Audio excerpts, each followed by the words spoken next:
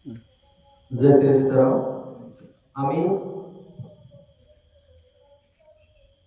দ্বিতীয় শ্লোকত আমি আহিছোঁ। দ্বিতীয় শ্লোকত কৈছে, মহাবীর বিক্রম বজরঙ্গী কুমতি নিবার সুমতি কে সঙ্গী কাঞ্চন বরন বিরাজ সুবেশা কানন কুন্দল কুঞ্চিত কেশা। কৈছে মহাবীর বিক্রম বজরঙ্গী। কাক কৈছে? হনুমানজী হৈছে মহাবীৰ বিক্ৰম সম্পূৰ্ণ বজৰংগী বুলি কৈছে। আৰু কি কৈছে? বজ্ৰৰ দেহী। কৈছে অতিকৈ বিক্ৰম মানে অতি পৰাক্ৰমী,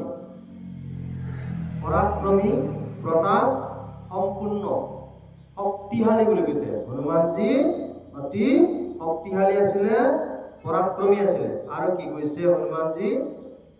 কুমতি নিবাৰ সুমতি কে সঙ্গে।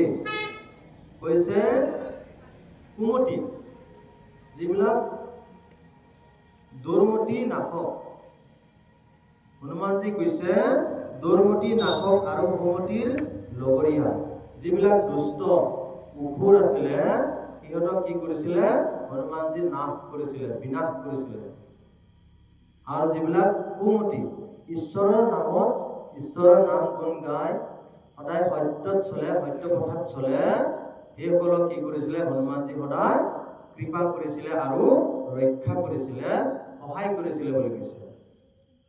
আৰু কৈছে कंचन बरन विराज सुबेशा कानन कुंडल कुंचित केशा। কৈছে कंचन बरन विराज सुबेशा, তেওঁ সোণ বৰণীয়া। আৰু কি কৈছে?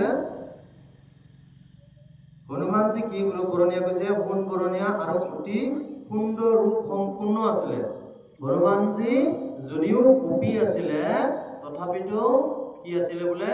সোণ বৰণীয়া আছিলে আৰু দেখাত বৰ সুন্দৰ আছিলে। হনুমানজী কি আছিলে? সুন্দৰ আছিলে। আৰু কি কৈছে?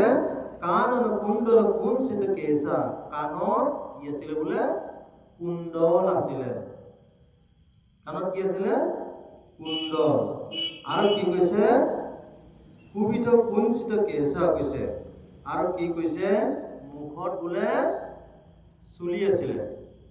যেনেকা বাঘৰ, ঘোঁৰাৰ যেনেকা চুলি থাকে, ঠিক তেনেকাও হনুমানজীৰ মুখত, মানে আমি সচৰাচৰ কি বুলি কওঁ? দাঢ়ি বুলি কওঁ। তো হনুমানজীৰো মানে এনেকা চুলি, দীঘল চুলি আছিলে। যেনেকা বাঘৰ লম থাকে, চুলি থাকে, ঘোঁৰাৰ যেনেকা এই গলত যিখিনি চুলি থাকে, তেনেকা হনুমানজীৰো কি আছিলে? চুলি আছিলে। তো আমি আজি দ্বিতীয় যিটো শ্লোক আপোনালোকৰ আগত মই জানিলেও নাজানিলেও ভাঙি দিয়াৰ চেষ্টা কৰিছোঁ। দ্বিতীয় শ্লোক আমি এইখিনিতে স্থগিত ৰাখিম। আমি ভৱিষ্যত তৃতীয় শ্লোকৰ এনেকুৱা আমি গৈ থাকিম। জয় শ্ৰী সীতাৰাম।